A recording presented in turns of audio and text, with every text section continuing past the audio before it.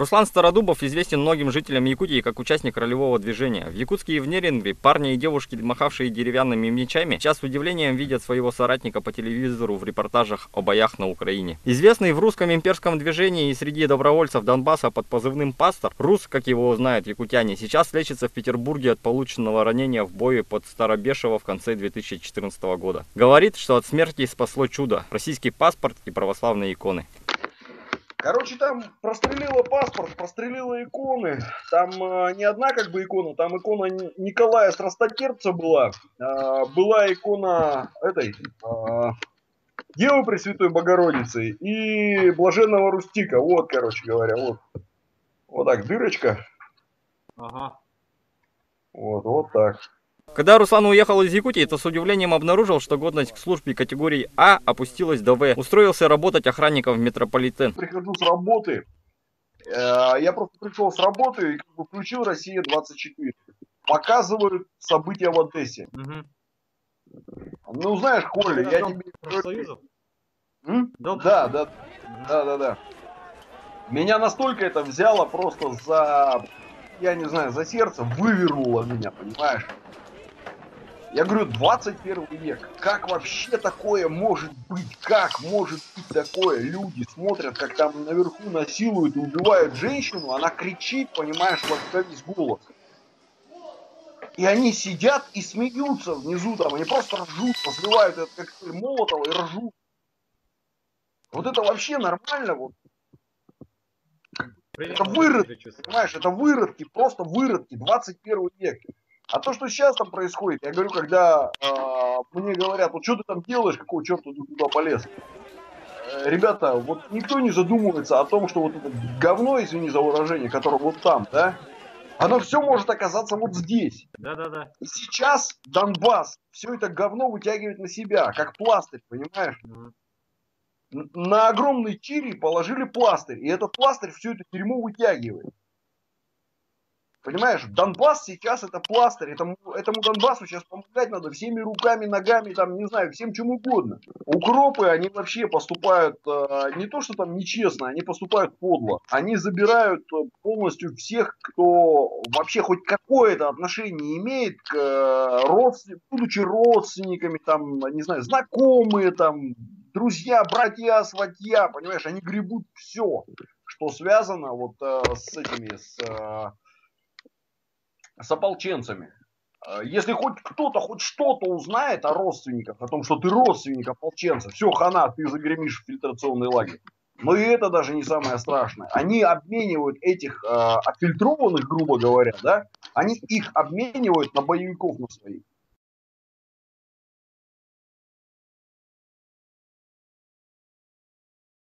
Служба безпеки України вже давно рапортує про те, що вона працює з полоненими громадянами Російської Федерації, які воюють на... Украинские СМИ часто говорят о так называемых русских наемниках, воюющих за деньги на территории Украины. С точки зрения добровольцев это притянуто за уши. Доброволец мог бы получать гораздо больше, просто работая в России. Я получаю ровно столько же, сколько получают все остальные ополченцы. То есть я туда поехал не за деньгами. Я туда поехал не из-за денег. И 90% личного состава, который там находится, они как бы поехали туда не из-за денег, да? А 10%, которые туда поехали, которые вот я как бы не включаю в эти 90, это лица, скажем так, командированные. Защите, потому что на самом деле в Донецке огромное количество складов. Но это не химвооружение, это просто химические реагенты, которые использовались, например, для очистки воды, да, хлор там, например, при работе с обогащаемым углем. Некоторые химические реагенты использовались. И вот эти вещи, как бы, они подрываются, и чтобы защищать население от подобных угроз, нужны специалисты. В самом Донецке таких специалистов нету. Это что, наемничество, по-вашему? Так, спокойно. Есть конкретное уголовное определение наемника, уголовная статья. Если ее открыть, посмотреть, там несколько четких указаний на то, что он едет туда именно за деньгами, он исполняет, он становится в штат подразделения, получая большую сумму, чем весь остальной личный состав, как бы, да, вот за то, что он именно наемник. Там четко указано, то есть там можно открыть, просто посмотреть, никаких проблем нету. То есть наемников как таковых нет. Ты меня извини, если я здесь находясь, да, я тут не меньше 40 тысяч зарабатывал. Зачем мне туда ехать за 20 тысяч? Вообще, ну, нормально, нет? Добровольцы едут в Донецк со всей России, однако, по мнению Руслана, сейчас на Украине решаются проблемы совсем другого порядка. Там на самом деле, я тебе скажу, Коля, отовсюду люди. Отовсюду абсолютно. Начиная с Дальнего Востока, с самого Владивостока, там, с Камчатки люди приезжают, понимаешь? Заканчивая тем, что с Подмосковья, я не знаю, с Ростова, отовсюду, понимаешь, с юга. Тут ходит такое мнение, что это как бы типа, что славянский как бы замес такой, и нам туда лучше не лезть. Вот как вот с этим вот мнением? Ну, я тебе скажу так, на самом деле и Москва, и Киев добиваются своих целей, по большому счету. По крайней мере, я так это вижу. Москва что делает? Есть люди, которые готовы за себя ответить, да, которые готовы постоять за национальную идею. Я не помню, как-то их там называют, на П. Я не помню это понятие, просто определение такое есть, четкое и конкретное. Люди, которые готовы постоять за государство. По типу Стрелкова. Понимаешь? И вот эти люди, они туда вытягиваются и уничтожаются целенаправленно. То есть почему длится этот конфликт? То есть как я это вижу. Я не говорю, что оно так есть на самом деле, но я делаю такие выводы, что этот конфликт нужен для того, чтобы уничтожить вот этот личный состав, часть населения, которая может ответить, которая может подняться, которая готова к революционным действиям, да, как они считают к революционным действиям. Мне эта революция нафиг не нужна. Мне не нужны великие потрясения, мне нужна великая Россия. Понимаешь? Однажды давным-давно это сказал Столыпин. Очень мудрый человек. Вам нужны великие потрясения, а мне нужна великая Россия. И оно так и есть. Мне нужна великая Россия. Идите в задницу со своими войнами. Я не хочу ни с кем воевать. Я не хочу ни с кем воевать. Но если без войны невозможно, ну нате, держите. Понимаешь?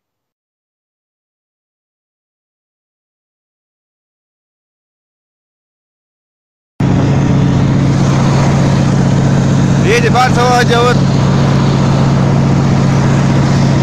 Танкалом, блин, зачистка не дают. Добровольцы из Якутии на стороне ДНР есть. Однако в общей массе они не так заметны, как, например, выходцы из Кавказа. Руслан считает, что это в некоторой степени хорошо, так как не дает лишних поводов для нагнетания национальной истерики. Заняты они в основном обучением. Есть, но их на самом деле как бы, ну, в общей массе их очень мало.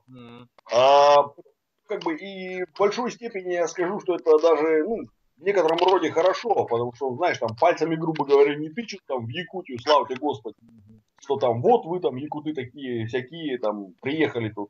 Потому что, ну, как бы чеченцев, да, тех же, например, людей из Дагестана, чеченцев, их приехало очень много, и там местные жители говорят, ну, вообще, короче, скоро новый Кавказ будет.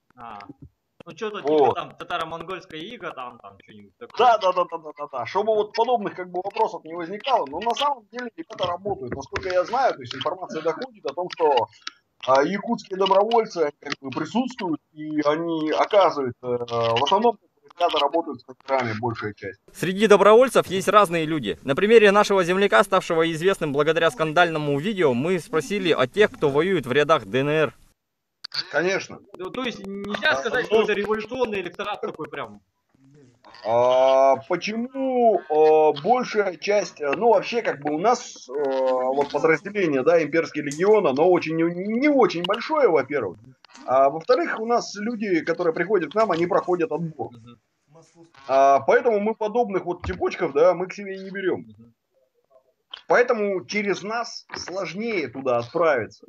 Понимаешь? Потому что у нас ребята проходят отбор, проходят тренировки, как бы мы экипируем их, подготавливаем и отправляем. Довозим до границы, на границе мы передаем их забирает куратор подразделения, который находится там. Как бы да, на самом деле самое разнообразное, огромное количество людей вообще разных совершенно.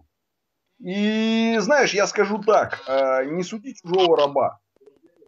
Не судите, да не судимы будете. Потому что если, ребята, копнуть каждого из вас, каждого, любого, который там, я не знаю, святой и праведный из себя весь сам, если взять его, как говорится, за ятра, то знаешь, из него там такое потечет. Ну да. Поверь моему слову, нет невиновных людей. Невиновных людей.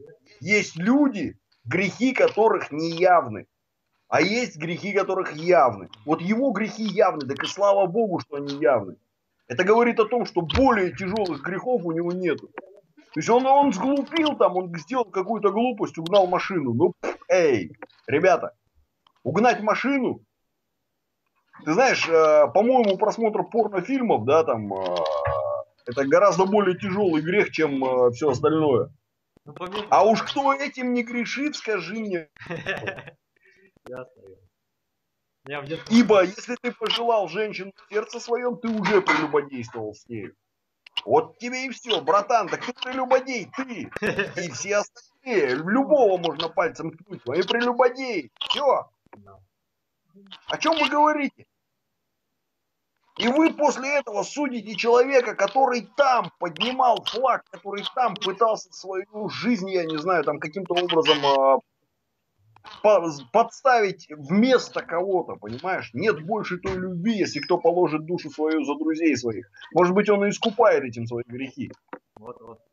А вы тихонечко сидите на диванах и судите человека, который... Эй! Может, родимая. Куда понесло-то Зорьку? Отлично. Все нормально, нет? Это не говорит о том, что да, его не надо преследовать, там, что с него снимается уголовная ответственность. Нет, конечно. Нет, конечно, это об этом не говорит. Но какое ты моральное право, сидя на диване, имеешь судить человека, который там сейчас воюет? И как бы то ни было, он пошел туда за великую идею, понимаешь? Неважно его личные основания. Мне плевать на его личные основания. Зачем, за что и почему. Но он там. А ты здесь. Он сейчас воюет, а ты, извини меня, бла-бла-бла. Все. По заявлению Руслана, техники из России на Украине нет, а та, что есть, захвачена благодаря мужеству русских воинов, одним из столпов которого православная вера. Единственное, что они в свое время захватили, это я тебе докладываю, той самой свирской бригады того самого Костромского 331-го полка 3 боевых машины десанта. 3 БМД, которые просто тупо заблудились. Потому что у них командир взвода был пьяный в дрова просто, и они поехали, они ездили, патрулировали вдоль границы, как бы, да, и убрели на непонятную территорию, потому что, тут вопросов не было. Просто командир взвода пьяный в дрова, в результате вот тебе как бы заехали люди добрые. А ничего, такой вот помощи технической нет. На самом деле, это та техника, которая, вот постоянно идут разговоры про поставки техники из России. Я тебе скажу следующее, братка. Вот посмотри на моей странице ВКонтакте итоги боя под Старобишево. Мы потеряли, из моего подразделения потеряно 2 человека раненых. Я и некомбатант Дыршин, Анны Ньюс. Кто? Он не журналист Анны Ньюс, Игорь Надыршин. Ага. Он не комбатант, он оружие в руки не брал, он ходил с фотокамерой, понимаешь? Так вот, потеряли мы 2 человек, а взяли мы у укропов 5 танков, 2 БМП сожгли, еще одну БМП подожгли, но оно подожженное уехало, понимаешь? БМП и 2 БМП сожгли. Ну вот как вот получается, люди задаются вопросом. Так, понимаешь, однажды давным-давно Бисмарк сказал, что воевать с Россией нельзя. Знаешь, что он сказал? Он сказал, чтобы победить Россию, надо взять часть русских, внушить им, что они не русские, вооружить их, и вот их руками мы сможем победить Россию. Но по факту, на данный конкретный момент, порченные русские, как я их называю, понимаешь, порченные Западом, они воюют на порядок хуже. По той простой причине, что русский солдат силен духом, внутренним своим духом. Да, вот это именно про мораль я хотел спросить, как настроение там, вот, именно. Ну, я тебе скажу, что очень подпитку дает православие. Так, повтори, пожалуйста, тут задержка была. Очень мощную подпитку для, как бы, для морально-боевого духа дает православие. То есть православная вера очень сильно подпитывает, очень сильно поддерживает. Стать добровольцем по заявлению пастора не так уж сложно, было бы желание, однако нужно быть осторожным. Украинцы наладили бизнес по сдаче неосторожных СБУ. Ну, огромный привет отряду милиции особого назначения, якутскому, ОМОНу. Огромное спасибо за то, что не забывают, вспоминают периодически. У меня все нормально. Всем, кто меня знает, моим родным и близким, моим дочерям и сыновьям, огромный привет. Моей ученице обязательно привет. Ха, я очень люблю тебя. Соответственно, что могу пожелать, как бы, да, могу пожелать, оставайтесь равнодушными, пожалуйста. Это единственное, что я могу пожелать. Не надо ехать в Донецк, да, там, не надо, как мне говорят, там, если я поеду туда и погибну, то чего из этого будет проще? Никто тебя не заставляет ехать в Донецк. Просто не будь равнодушен. Не молчи. Как можно об этом молчать? 21 век, концлагеря созданы в Украине. Выкопано 270 тысяч могил для жителей Донецка. Как можно об этом молчать? Как можно быть равнодушным?